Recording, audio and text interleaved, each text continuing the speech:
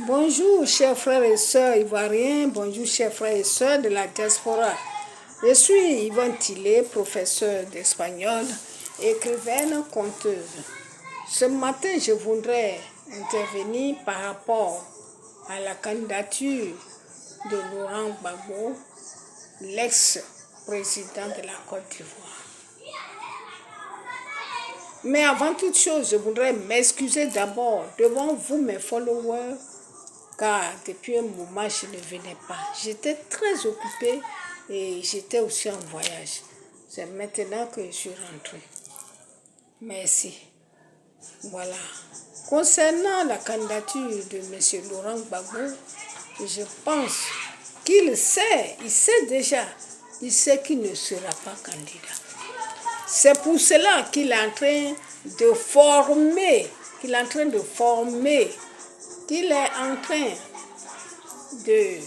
promouvoir sa nouvelle femme. Il veut qu'elle soit candidate à sa place. Et c'est ce que vous, les gars, vous ne voyez pas. Essayez de voir ça. Pour ne pas tomber des nuits demain quand on vous annoncera que c'est elle la candidate.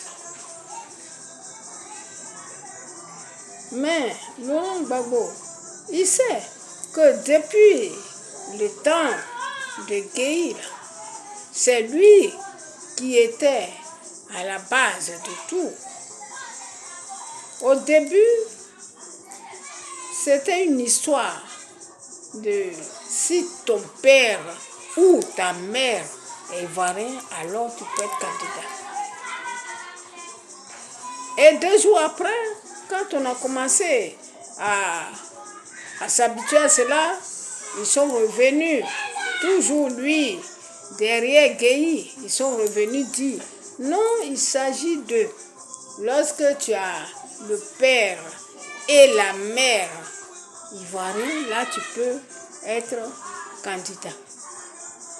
Non content de cela, ils ont ajouté encore qu'il faut vivre en Côte d'Ivoire 5 ans durant de manière continue pour être candidat. Et je crois bien que c'est ce qui avait éliminé le président Bédié, paix à son âme.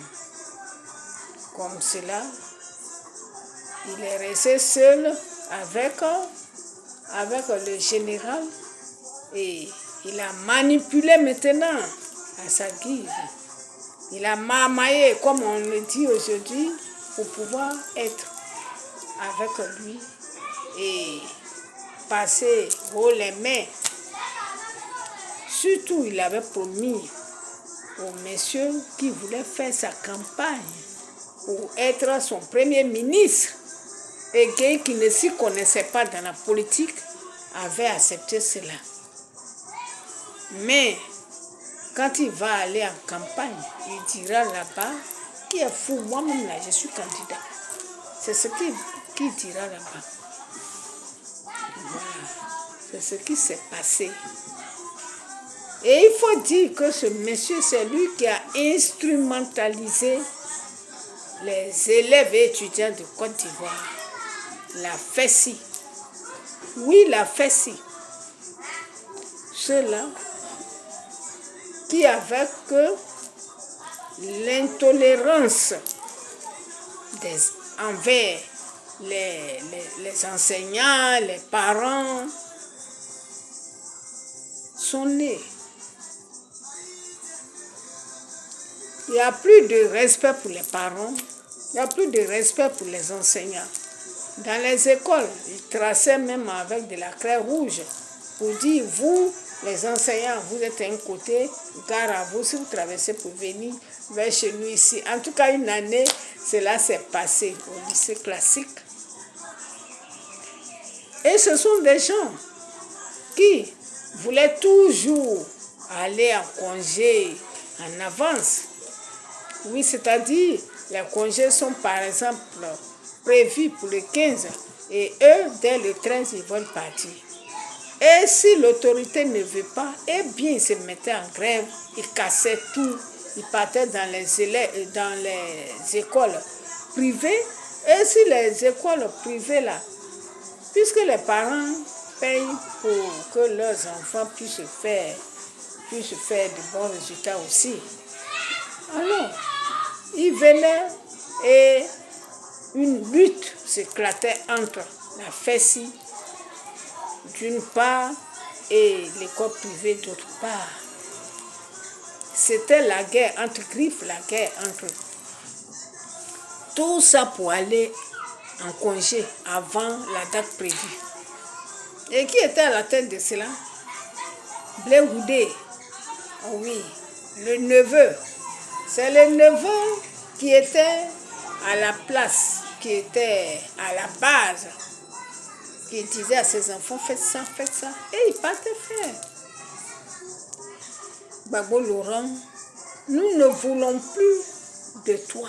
Nous ne voulons plus revivre le cauchemar que nous avons déjà vécu.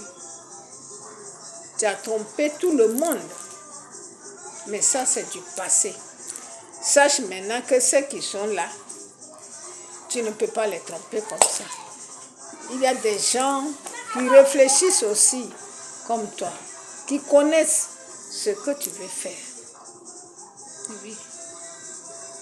Puisque toi, à cause de commander, à cause d'être l'homme, le numéro 1 du pays, tu t'es fourvoyé devant les Blancs. Toi qui dis que tu es panafricain, toi le grand panafricain, tu as pris l'argent du contribuable pour aller donner à Chirac pour sa campagne. Alors que des gens comme les Progrès étaient en train de... La Chiraki nous empêche de gouverner. La Chiraki vous empêche. Et vous prenez l'argent encore pour aller lui donner. Tout ça pour rester là, sur le fauteuil présidentiel. Le fauteuil qui, selon lui-même, n'est pas un banc pour que les autres s'asseyent à côté de lui. Voilà, lui seul. Le fauteuil est là et lui seul est dessus. C'est ce qu'il veut. Sinon, lorsque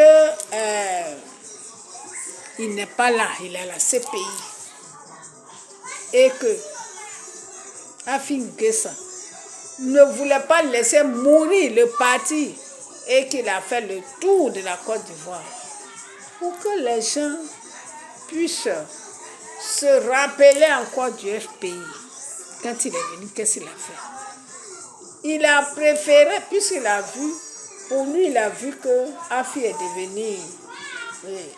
devenu populaire.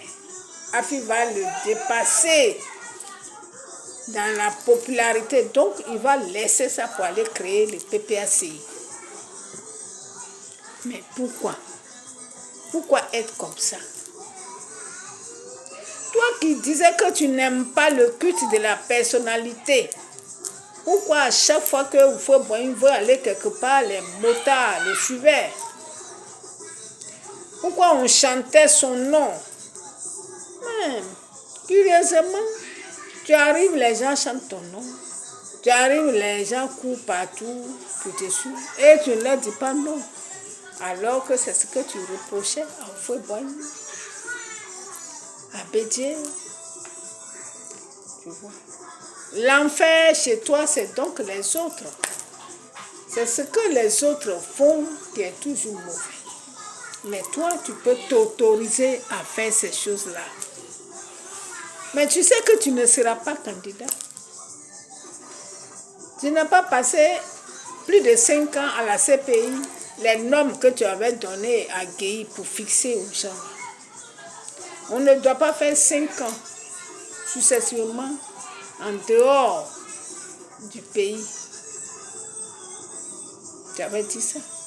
Tu avais dit encore qu'on ne doit pas avoir un père étranger et une mère ivoirienne seulement. Cela ne compte pas chez toi. Mais voilà, ton fils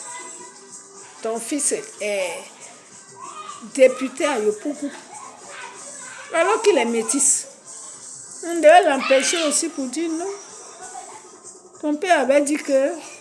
Ton père, oui, ton père caché derrière le général Gueye avait dit qu'on ne doit pas avoir un père étranger et une mère ivoirienne pour être candidat. Il fallait avoir tous les deux parents et même les arrière-grands-parents ivoiriens d'abord. Voilà. Donc, l'histoire l'a rattrapé.